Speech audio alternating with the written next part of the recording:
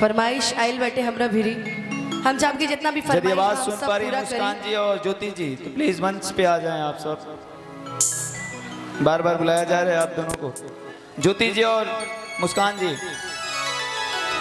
कि भोजपुरिया मारा बड़ी देला तारा और सुन ले हम बानी तंबे पारा हम नहीं बोलब ऐसन खातारा कि हम नहीं बोलब ऐसन खातारा। अरे अब अबू की है जैसे जंगला पर से जगह कबले इशारा करबू और छत के ऊपर से कि कबले इशारा करबू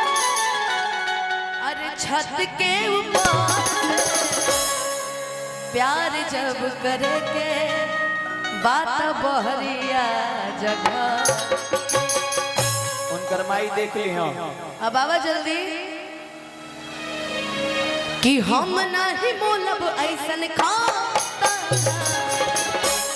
दिलवाला हवे सुन ले गोरिया अरे आरा बलिया हो छपारा कि दिलवाला हवे सुन ले गोरिया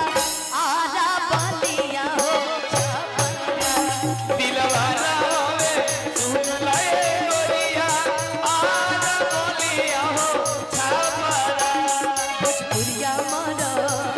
बड़ी देला तारा सुन ले हम बानी तंबे पारा हम नहीं बोलब ऐसन खातारा हम नहीं बोलब ऐसन खातारा दिलवाला होवे सुन ले गोरिया आरा बलिया हो छपारा दिलवाला होवे सुन ले गोरिया आरा बलिया हो छपारा।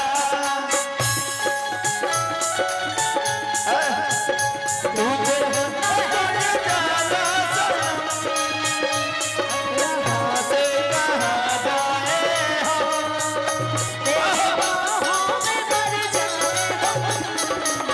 तुझे देखा जाना आना बोलिया दिलवाला होवे सुन लाए गोरिया आना बोलिया प्यार करे वाला ऐसन मर्द न पहिबू मान जइबू लोहा जहिया मन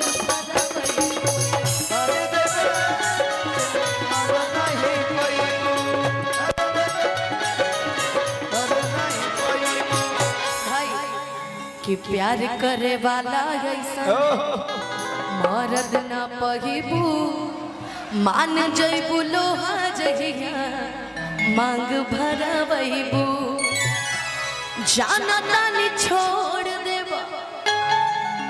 हंसी उठा के हर दुई चार दिल्ला हमके दुलाइन कि नहीं चाहे तारा नियन भातारा। मैंने कहा था ना जो प्यार करेगा वो शादी के मंडप तक ले जाएगा वरना शमशान तक तुम खुद पहुंचा देंगे। कि नहीं चाहे तारा नियन भातारा दिलवाला हवे सुन ले गोरिया आरा बलिया हो छपारा दिलवाला होवे सुन लाए गोरिया आना बोलिया हो छपारा। हाय हाय आरा के उठ लाली लगवलू बलिया दिल के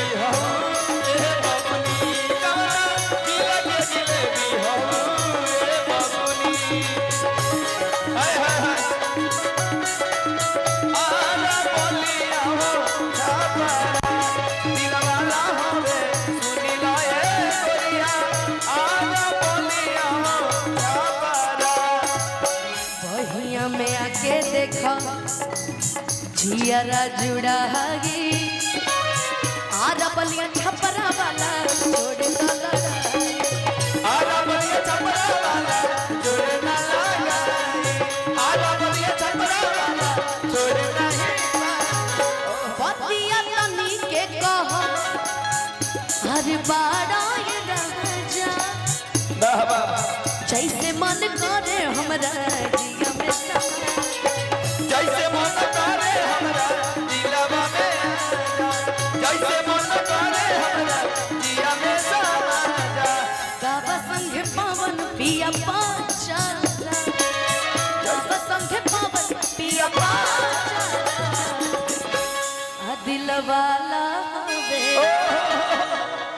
अरे सुन ले गुरिया कौन रहा अरे आरा बलिया हो छप